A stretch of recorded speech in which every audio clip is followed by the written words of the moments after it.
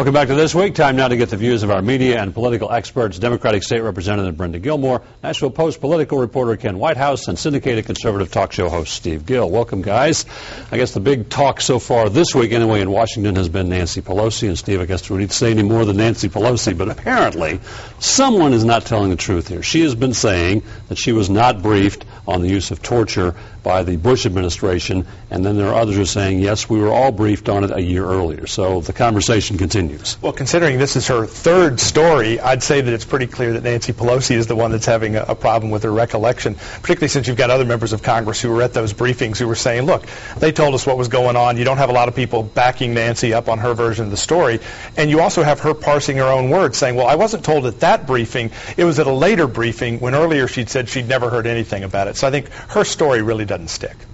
She's maintaining, though, that she was not told that waterboarding had been used on these detainees. I think her fault has been the fact that she did not wait and think through what she wanted to say so that she would come out with one voice. The fact that she's had to come out so many times has really taken away from her credibility, but I do believe her that when she says the CIA misled her. If anything, I think that she just came out too soon in making a statement. But what has been even more amazing to me is that we're making her the fall guy, when it was obviously the Bush-Cheney administration who calls for this torture-type treatment, and they could have controlled it, and now we've put all the fault on Nancy Pelosi. Is this a bigger story inside the Beltline than outside of it? Absolutely. This has not been discussed this past week on Capitol Hill. Frankly, I think only at one conversation I've had in the past week did it even remotely come up. It's just not on the radar. People on Capitol Hill, it is people that are hyper-political, like those to my left and right. But for the average voter, the average American, I think they're kind of tuned out on that right now. I think part of the problem, though, is that the story is getting caught up in who said what when they knew it, not the fact that this tough interrogation produced results. And I think it's time for the Obama administration to release the results that were gleaned from the tough interrogations of these folks at Guantanamo Bay that prevented a terror attack on Los Angeles that would have replicated what we saw in New York. Let's find out how many people we saved, not just what was done to these folks. And again, not to torture them for fun, not to torture them for punishment, but to find out what they knew so we could keep Americans from dying. And even New York Senator Chuck Schumer, at the time these interrogations were taking place, was saying, do whatever it takes. Democrats publicly and privately were telling our military and our intelligence agency, do whatever it takes to make us safe. Now they're the ones caterwauling and backtracking for political advantage. Well, I think President Obama has taken exactly the right stand. And when is it wrong when you realize that the information you had didn't give you enough to make the best decision? And he's now said it will harm our soldiers and will harm our standings around the world. So therefore, the pictures and the photos should not be released. And I think that that's exactly the right stance that he should take. Well, I agree with that. I mean, not releasing the photos makes sense. But do you torture if you're going to save lives?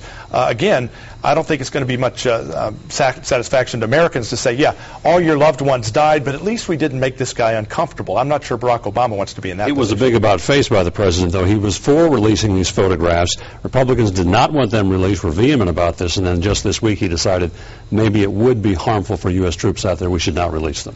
Yes, that's true, and I want to backtrack for a moment. That I've read conflicting reports on military professionals on the effectiveness of torture.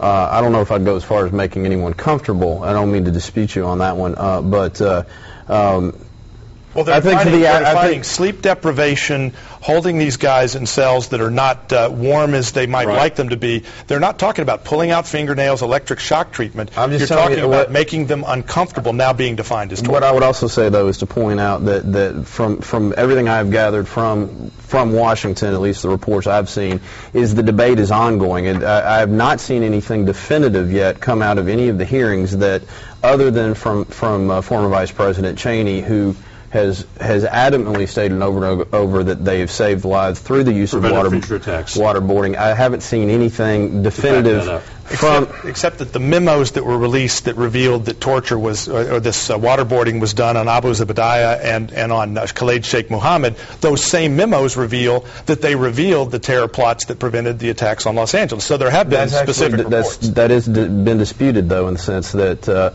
there were other types of interrogations going on where that information came forward.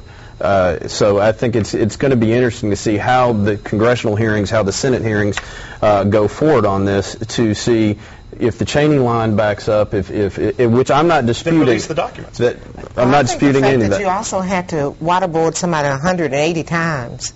That in itself shows that it is not an effective technique. Now, I don't think that we should put them up at the Hyatt Regency. But certainly, if you have to do one individual that many times and you still don't have the information, I think it speaks for itself that it's not effective. I think if you put them in the state capitol, though, to cover the state legislature lately, and some of the stuff going on, that might be. Prefer waterboarding, and I think that's probably. Speaking of the state legislature, this week they approved the Guns in Bars and Restaurants bill. If gun carry permit holders are now going to be allowed to bring their weapons into places that serve alcohol. We can dispute pros or cons of the bill, but the real question now is it's before the governor. What is he going to do? He has not said. Will he veto? Will he sign it? Will he let it become law without his signature? Any guesses? I have absolutely no idea. I also felt like that as the House that we were misled to a certain extent, because when the legislation left the House at 11 p.m., the gun permit holders were to take their guns back to their cars.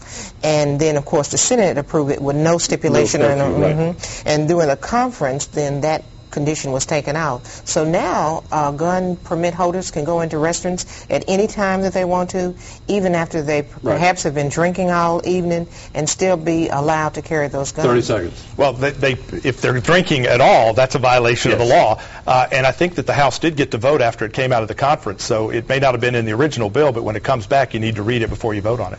Any idea what the governor will do? I said in an article on NashvillePost.com the one thing to look at is there have been talks, does the governor run eventually for the U.S. Senate? Does he want to be appointed to a position in the Obama administration after his term is up? If he wants to run for the U.S. Senate, he will sign the bill. If he wants to incur his favor in the Obama administration, I think he'll veto it. We'll find out next week. Steve Gill, Ken Whitehouse, Brenda Gilmore, appreciate your insights. Stay with us. This week continues in a moment.